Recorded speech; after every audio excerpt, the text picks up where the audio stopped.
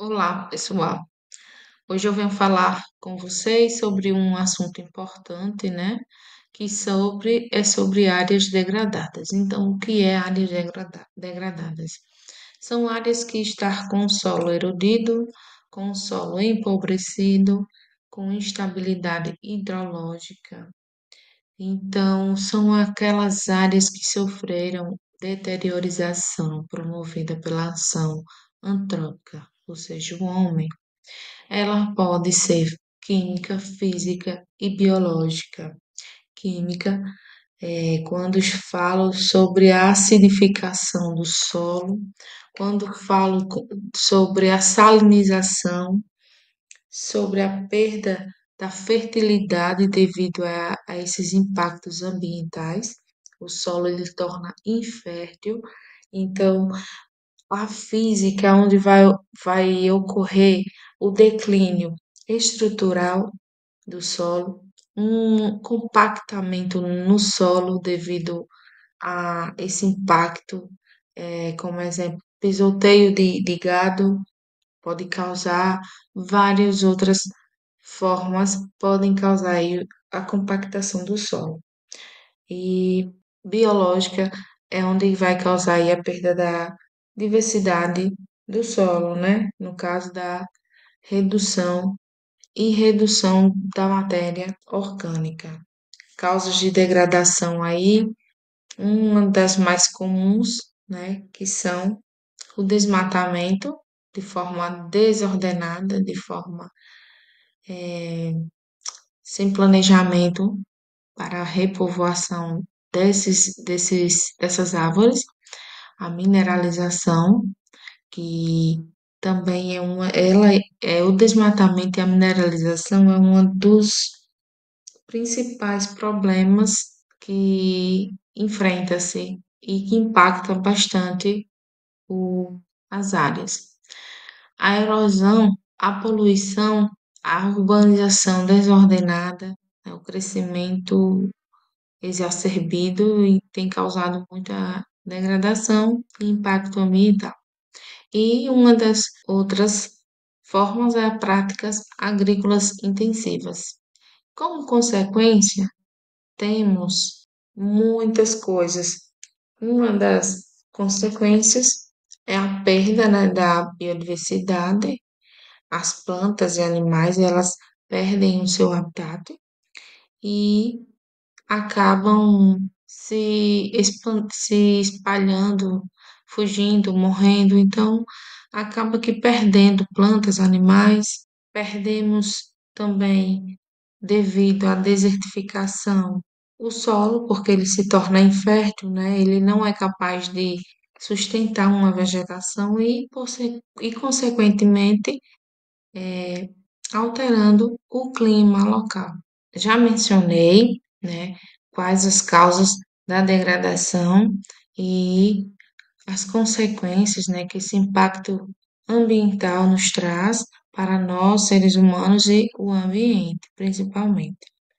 Mas, enfim, quando essa área ela não consegue, né, o solo, infelizmente ele fica incapaz de fazer com que aquela vegetação retorne ao seu estado original.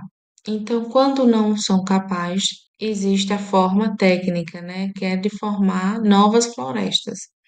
É onde entra a ação do homem como papel importante na ação de reflorestamento, que é onde irá recuperar áreas de forma que volte a repovoar essas áreas que eram degradadas. Bom, a coleta de sementes é um dos passos iniciais para a restauração de áreas degradadas, pois com essa coleta nós vamos ter o controle das espécies que vão ser utilizadas no reflorestamento dessas áreas e assim garantir o sucesso do processo de regeneração do ecossistema. E também, para que essa restauração ela seja eficiente, as sementes devem atender a alguns critérios importantes. Nas escolhas das espécies, nós vamos priorizar espécies nativas para garantir uma melhor adaptação ao solo e ao clima local. Vamos optar por plantas de rápido crescimento e rústicas que suportem solos pobres e condições adversas.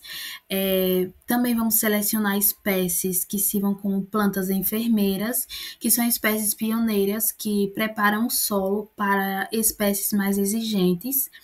E também escolher espécies com flores e frutos atrativos para os animais, porque isso vai ajudar na dispersão natural das sementes e no equilíbrio ecológico. Sobre as técnicas de coleta, elas podem ser feitas diretamente da árvore ou do chão, se as sementes ainda estiverem viáveis. E em algumas situações pode ser necessário o uso de equipamentos como rede de coleta, tesouras de poda ou vara telescópica.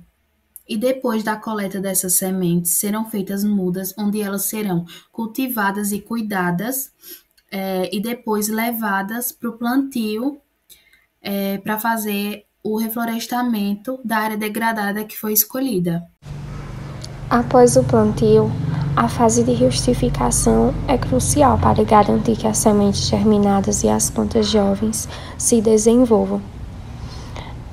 Iremos citar algumas etapas, após o plantio dessa rustificação. Porém, irei citar umas técnicas de recuperação para áreas degradadas antes de fazer o processo de rustificação, que é a revegetação, plantio de espécies nativas para cobrir o solo e restaurar a vegetação, adubação verde e cultivo de plantas que são incorporadas ao solo para aumentar a matéria orgânica, o manejo de água, que é a utilização de barragens e cisternas, o controle da erosão, que irá usar terraças e curvas de níveis, a capa morta, que são cobrir o solo com matérias orgânicas para conservar a umidade e controlar ervas daninhas, a restauração e a estrutura do solo,